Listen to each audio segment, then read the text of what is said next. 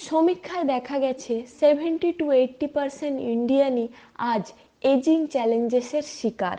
Ageing চ্যালেঞ্জেসের মধ্যে আসে hair loss, social এবং মেন্টাল চ্যালেঞ্জেস, ব্যাক পেন, নেক পেন, বিভিন্ন ক্রনিক্যাল ডিজিজ যেমন sugar, pressure, thyroid, cholesterol, depression, কাজের মধ্যে না থাকা, অন্য ধরনের খারাপ মনে চিন্তা আনা, এই সমস্ত কিছুই এজিং চ্যালেঞ্জেসের মধ্যেই পড়ে।